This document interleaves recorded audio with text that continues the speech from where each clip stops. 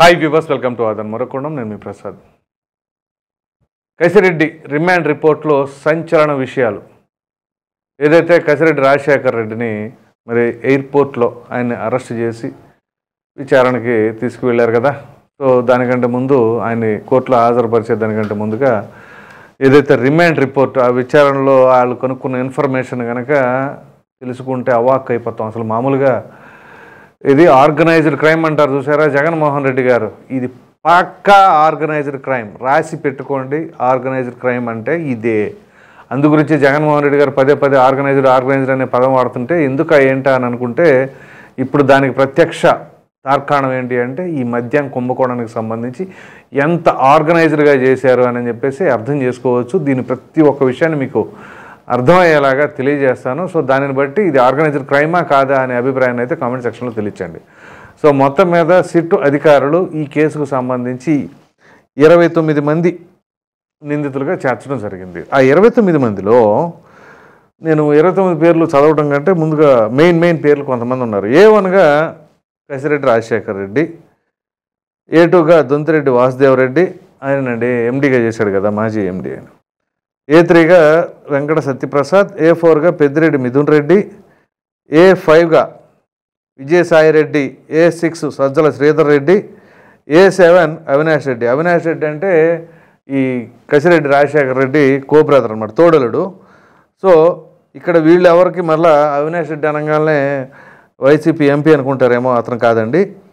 So ఆ విధంగా A7 వరకు వీళ్ళు ఉన్నారు. సో అలాగే A29 వరకు ఉన్నారనుకోండి, అది వేరే విషయం. సో ప్రధానంగా ఏంటి అంటే ఈ ఏడుగురిలో మరి ఎవరెవరు ఏం చేశారు ఏంటి అనేది కూడా సాధారణంగా లేదు. సో ప్రధానంగా ఏంటి అంటే ప్రతి నెల 50 నుంచి 60 కోట్ల రూపాయల వరకు వీళ్ళకి ముడుపులు చెల్లించాలి అని చెప్పేసి అక్కడ ఆ రిపోర్ట్ని ఆధారంగా వీళ్ళు క్వశ్చన్లు అడిగితే బయటపడిన అంశాలు ఏమన్నాయంటే, ముఖ్యమంత్రి జగన్మోహన్ రెడ్డి ఓఎస్డీ అయినటువంటి కృష్ణమోహన్ రెడ్డి పేరు మీకు గుర్తుందా? ఏదైతే అప్పుడు వైఎస్ వివేకానంద రెడ్డి గారి హత్య కేసుకు సంబంధించిన దాంట్లో ఈయన ఫోన్ కాల్స్ వచ్చినాయి అని చెప్పేసి ఆయనే కృష్ణమోహన్ రెడ్డి.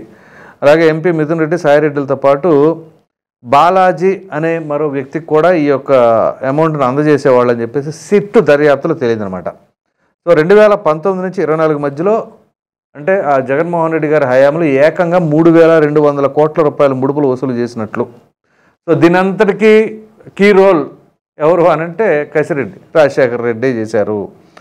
అయితే ఇక్కడ MP Mithun Reddy, Vijayasai Reddy, SPY agro industries యజమాని సజ్జల శ్రీధర్ రెడ్డి, అలాగే అప్పుడు సీఎంఓ కార్యదర్శి అయినటువంటి ధనంజయ రెడ్డి, ఓఎస్డి కృష్ణమోహన్ రెడ్డి, అలాగే APSBCL AP beverages corporation limited MD అయినటువంటి Vasudeva Reddy, special officer T Satyaprasad, ఆయన A3గా ఉంది.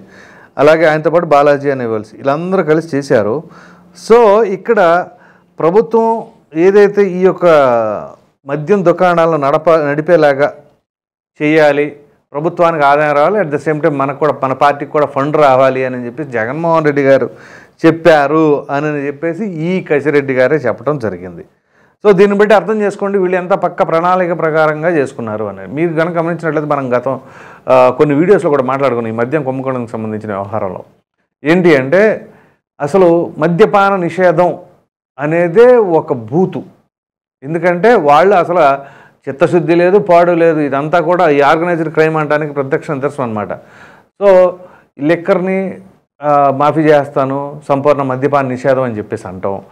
తద్వారా ఆ దుకాణాలన్నీ కూడా ప్రభుత్వం నిర్వహిస్తుందని చెప్పేసి అంటాం. పోనీ దుకాణాలు ఏమైనా తగ్గించరా?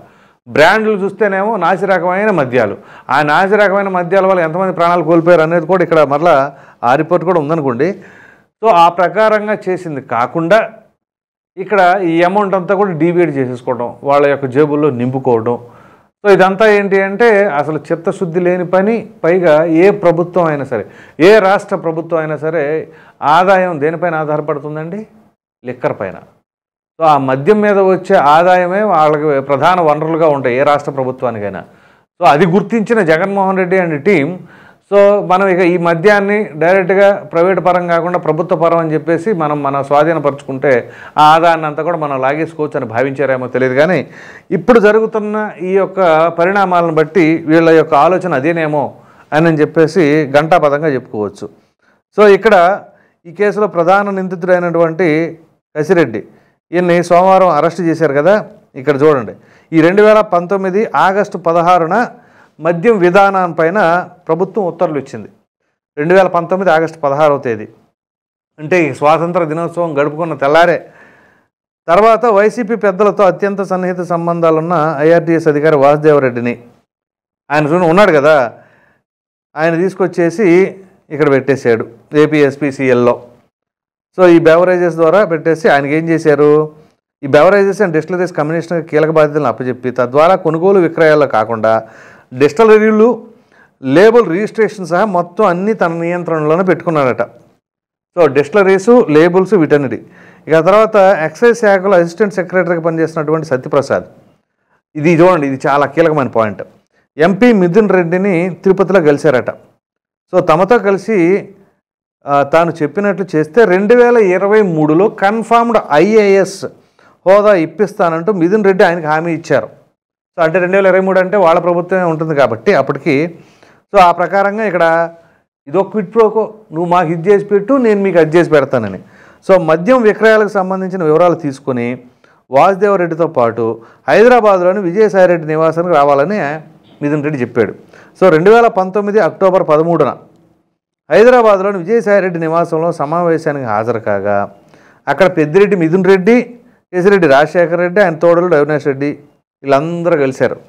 సో దీని వలన ఏమేం చేయొచ్చు, ఎట్లా చేయొచ్చు, ఏంటి అని. సో ఇక్కడ చివరికి ఏంటి, అంతకుముందు సంవత్సరాల్లో జరిగిన మద్యం విక్రయాల డేటా చూడండి. అంతకుముందు సంవత్సరాలు అంటే టీడీపీ హయాంలో జరిగిన ఈ మద్యానికి సంబంధించిన డేటాను విశ్లేషించుకున్న విజయసాయిరెడ్డి, మిథున్ రెడ్డి నెలకు 50 నుంచి 60 కోట్ల మేర ముడుపులు వసూలు చేసేందుకు అవకాశం ఉందని లెక్కగట్టి, అంటే అంతకుముందు జరుగుతున్న ట్రాన్సాక్షన్స్ అన్నీ కూడా వాళ్ళు క్రాస్ చెక్ చేసి ఓహో మనం ఎంత డైవర్ట్ చేసుకోవచ్చు, ఎంత జేబులో నింపుకోవచ్చు అనేది ఒక ఐడియాకి వచ్చేసరిక నెలకు 50 నుంచి 60 కోట్ల రూపాయల వరకు వసూలు చేసుకోవచ్చు. సో దానికి ఏ విధంగా చేయొచ్చు ఏంటి అనేది చక్కగా ప్లానింగ్ వేసుకొని అతనికి వాసుదేవరెడ్డితో కలిసి పనిచేయాలని విజయసాయిరెడ్డి కూడా సత్యప్రసాద్ సూచించారు. సో కన్ఫర్మ్డ్ ఐఏఎస్గా 2023లో ఇస్తా అన్నారు కదా, అది వాళ్ళకి ఎష్యూరెన్స్ అనమాట అతనికి. సో 2019లో ఎక్సైజ్ శాఖ సాఫ్ట్వేర్ను వినియోగించేది, సీటెల్ సాఫ్ట్వేర్ ఉపయోగించేదట. రిటైల్ దుకాణాలు, ఏపీఎస్పీసీఎల్ ప్రధాన కార్యం డిస్టిలరీస్ను ఆ సాఫ్ట్వేర్ అనుసంధానించేది. Automated retail shop sales, indenting, stock maintenance, space management ఇవన్నీ కూడా వాళ్ళు చేసుకుంటూ దాటిని తొలగించి మాన్యువల్గా మద్యం సరఫరా, అప్పుడు దాకా టెక్నాలజీ ఉపయోగించేదాన్ని సో కాకుండా ఇప్పుడు మాన్యువల్గా మద్యం సరఫరా ఆర్డర్లు జారీ చేసే విధానాన్ని ప్రవేశపెట్టారు. చూడండి ఇక్కడ అసలు మామూలుగా ఎవరైనా సరే టెక్నాలజీని ఉపయోగించుకొని తద్వారా వీళ్ళంత త్వరగా తగ్గించుకోవాలి ఈ యొక్క మ్యాన్ పవర్ అనేది చూస్తారైతే ఇక్కడ వీళ్ళు మాన్యువల్గా చేసుకుంటా సేల్స్ ఎంట్రీలను జిఆర్ఓ సీటెల్ ప్లాట్ఫామ్లో నమోదు చేసే విధానానికి స్వస్తి చెప్పి ఏపీటీ ఆన్లైన్ ప్లాట్ఫామ్ తెరపైకి తెచ్చారు. ఈ విధంగా చేశారనమాట. సో 2019 డిసెంబర్లో మిథున్ రెడ్డి ఆదేశాల మేరకు వాసుదేవరెడ్డి, సత్యప్రసాద్లు జూబ్లీ హిల్స్లోని శరత్ చంద్ర ఆసుపత్రి వీధిలో ఉన్న ఒక ప్రైవేట్ ఇంట్లో కేసిరెడ్డి, రాజశేఖర రెడ్డిని కలిశారు. సో ఇక్కడ చూడండి, మద్యం సరఫరా కంపెనీలకు సంబంధించిన ప్రతినిధులను కలిశారని, ముడుపులు ఇవ్వడానికి అంగీకరించారు. వారిని మాత్రం ప్రోత్సహించాలి. ఎవరెవరైతే ముడుపులు ఇవ్వడానికి రెడీగా ఉన్నారో వాళ్ళని మాత్రం ఎంకరేజ్ చేయాలట. ఇంకా ఏ ఒక్కరికి కూడా మనం ఎంకరేజ్ చేయొద్దు అని చెప్పేసి కసిరెడ్డి చెప్పడం. సో దాంతోపాటుగా తనకు తెలియకుండా ఏ ఒక్క సరఫరా కంపెనీకి కూడా ఎంకరేజ్ చేయొద్దు, ఇంక వాళ్ళని నేను చెప్పిన వాళ్ళ వరకు మాత్రమే మీరు చేయండి అని చెప్పేసి ఈ కసిరెడ్డి గట్టిగా సూచించారన్నమాట వాళ్ళకి. సో దీన్ని బట్టి అర్థం చేసుకోండి. సో ఇదంతా ఒక పక్కా ప్లానింగ్ ప్రకారం ఏం చేశారు, సత్యప్రసాద్ తన యొక్క పర్సనల్ నెంబర్తో మద్యం మేనేజర్లకు రోజు వాట్సాప్ కాల్ చేసి ఏ బ్రాండ్లు ఎక్కువ ఇండెంట్ పెట్టాలి, ఏవి తక్కువ పెట్టాలి, ఏవి అసలు పెట్టకూడదు అనేది నిర్ణయించేవాడట. సో ఈ ప్రకారంగా వీళ్ళందరూ కూడా చేసేసి 2020 జనవరిలో సంక్రాంతి తర్వాత రాజకేశ్ రెడ్డి ఓ సమావేశం నిర్వహించారు. అందులో సత్యప్రసాద్, సజ్జల శ్రీధర్ రెడ్డి, అవినాష్ రెడ్డి, వాసుదేవరెడ్డి పాల్గొన్నారు. పాత బ్రాండ్లు ఎందుకు కొనసాగిస్తున్నారని ప్రశ్నించారు. ఓఎఫ్ఎస్కు కొన్ని నిబంధనలు ఉన్నాయని వాసుదేవరెడ్డి చెప్పగా ఇది కూడా అండర్లైన్ చేసుకోవాల్సిన పాయింట్. వాసుదేవరెడ్డి ఆయనే కదా ఎండి. సో పాత బ్రాండ్లు అప్పటికి వస్తున్నాయని చెప్పేసి 2020 వరకు అసలు మీరు పాత బ్రాండ్లు ఎందుకు పంపిస్తున్నారని చెప్పేసి ఈ కసిరెడ్డిలు అందరూ అడగటం.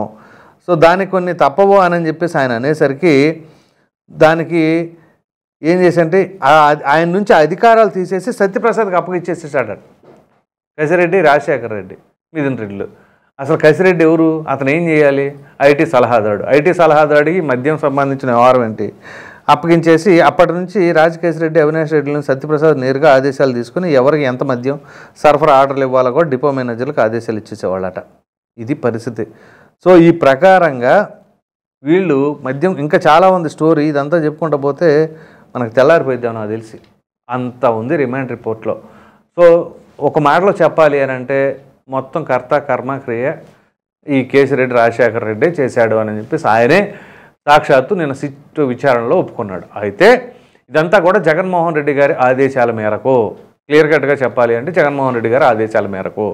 సో ఇప్పుడు విజయసాయిరెడ్డి ఇంట్లో కలిశారు. విజయసాయిరెడ్డి ఇంట్లో ఎందుకు కలుస్తారు అని అంటే వీళ్ళందరూ కలిసి ఒక టీమ్గా ఏర్పడే కదా చేసింది. సో అందులో మిథున్ రెడ్డి ఉన్నాడు, జగన్మోహన్ రెడ్డి గారు ప్రత్యక్షంగా లేరు కానీ ఆయన ఉన్నారు, ఆయన ఆదేశాల మేరకు చేసామని చెప్పేసి ఈ కేశిరెడ్డి చెప్తున్నాడు. సో ఇప్పుడు కేశిరెడ్డి ఈ సత్యవర్ధన్ ఆయనకేమో మరి కన్ఫర్మ్డ్ ఐఏఎస్ ఇస్తానని చెప్పేసి ఆయనకి ఊరటనివ్వటం, మరి వాసుదేవరెడ్డి ఇరుక్కుపోవటం.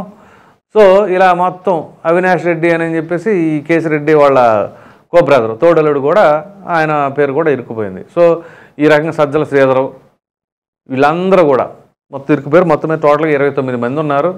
ఇక దీనికి సంబంధించి మరి ఎంతవరకు ముందుకు జరిగి ఆ యొక్క అమౌంట్ని ఇప్పుడు వీళ్ళు తినేసారో అదంతా కూడా రికవర్ చేయగలుగుతారా? ఇక్కడ ప్రభుత్వం చిత్తశుద్ధి ఆధారపడవలసింది దీనిపైనే. వాళ్ళని శిక్షిస్తే సరిపోదు కదా, ఆ యొక్క ఆదాయం ఏదైతే పొందారో వాళ్ళు అదంతా కూడా రికవర్ చేసి మళ్ళీ ప్రభుత్వానికి అప్పచెబితే కానీ ఓకే ఫైన్ అని చెప్పేసి అనుకోవాలి. భవిష్యత్తులో ఏ ఒక్కరు కూడా ఎట్లాంటి అవినీతి అక్రమాలకు పాల్పడాలి అన్న ఆలోచన కూడా రాకుండా చేయవలసిన బాధ్యత ఉంది. మరి చూద్దాం ఏ మేరకు చేస్తారు ఇంటిని. ఈ వీడియో కనుక మీకు నచ్చినట్లు లైక్ చేయండి, షేర్ చేయండి. అదేవిధంగా ఏదైతే ఈ కేశిరెడ్డి రాజశేఖర రెడ్డి రిమాండ్ రిపోర్ట్లో సంచలన విషయాలు బయటపెట్టిన దానిపైన మీ అభిప్రాయాన్ని కామెంట్ సెక్షన్లో తప్పకుండా తెలియచేయండి. మరిన్ని వీడియోస్ కోసం మన ఆదాయం ఛానల్ సబ్స్క్రైబ్ చేయడం మర్చిపోకండి. Thank you.